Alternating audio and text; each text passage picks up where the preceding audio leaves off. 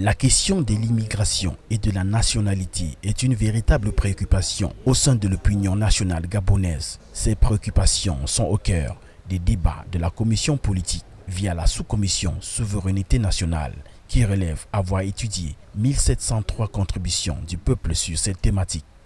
Au cours des débats, la nécessité de renforcer le processus d'acquisition de la nationalité gabonaise a été mise en avant.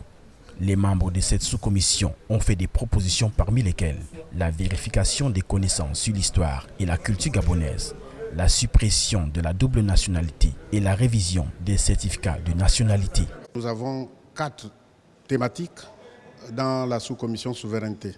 Nous avons commencé à débattre sur l'immigration, ensuite la nationalité. Alors, sur celle qu'on a déjà débattue, effectivement, les débats étaient remontés, puisque les commissaires, à partir des contributions des populations, qui sont autour de 1703, ont pu égrener toutes les propositions qui ont été faites. Nous avons travaillé sur l'immigration.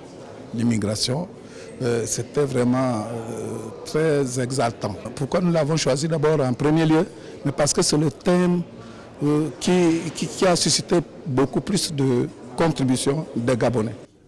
D'autres thématiques ont également fait l'objet de discussions au sein de la sous-commission régime et institutions politiques, présentée comme le cœur même du dialogue national inclusif dans la mesure où la transition politique actuellement en cours dans le pays vise la restauration des institutions.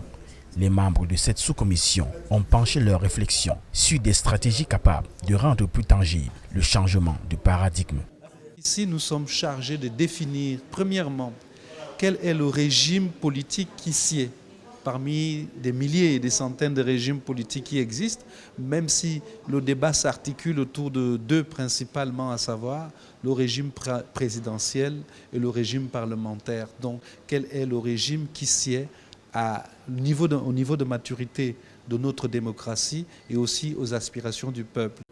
Le Gabon jouit d'une situation économique plutôt favorable, avec une croissance économique positive depuis plus de 40 ans. Une situation économique qui a favorisé un afflux de populations d'autres pays d'Afrique.